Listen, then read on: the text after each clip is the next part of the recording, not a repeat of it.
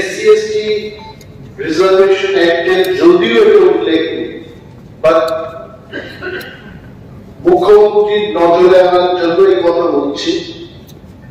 In the last session আমি বলতে চেষ্টা করেছিলাম যে রিজার্ভেশন অ্যাক্টে যেগুলো আছে সেগুলো কিন্তু টাইপিস্ট, বিএড ইত্যাদি নিয়োগের ক্ষেত্রে ল ডিপার্টমেন্টে রিজার্ভেশন অ্যাক্ট বা রুলসটা ফলো করা হচ্ছে।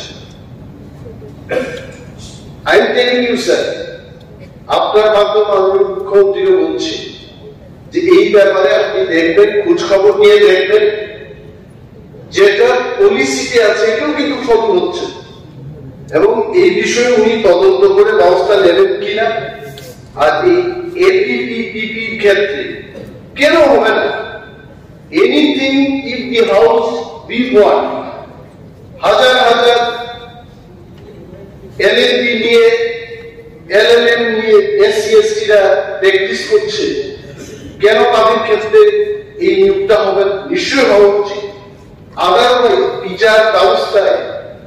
বিচার ব্যবস্থায় সঠিকভাবে বিচার হবে। আমি সবকিছু খুলে বলবো না। ইফ এভরিথিং হ্যাপেন্স, ব্রিটিশদের এই সবকিছু যদি হয়, ভারতীয়রা কোনদিন সুবিচার পাবে না বলে ভারতের স্বাধীনতা আন্দোলন হয়েছে। And that is why I want to request যেটা আইনে আছে এটা ফলো করা হোক, যেটা নেই এটাকে ইনক্লুড করা হোক। Thank you. মিনিস্টার যখন উঠে দাঁড়িয়ে বলছে, বিষয়টা কিন্তু ছোট থেকে একটু আরো বড় আকারে এটা ডিবেটটা হচ্ছে।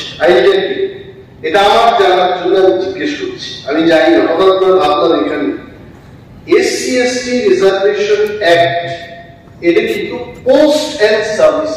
Yes, post and service. এই এপিপিপিপি এগুলো তো সার্ভিস না, এটা সার্ভিসেস না। What is this? এটা সার্ভিস হলো, এটা অ্যাজ পার অ্যাট প্রেজেন্ট হাইকোর্টের চিফ জাস্টিসের যে জাজমেন্ট, সেই জাজমেন্টের পরিপ্রেক্ষিতে নিয়ে হচ্ছে। এখন যে অসুবিধা হচ্ছে আমরা উনি বলছেন যে কিভাবে লিস্ট হয়ে যায়, ওইটা অন্য জিনিস, কিন্তু এখন ওই জাজমেন্টের পরিপ্রেক্ষিতে খবর নিয়ে দেখবেন।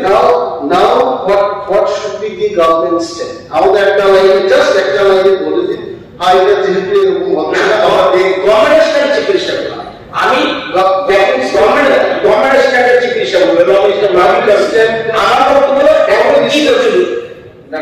একটা জিনিস হলো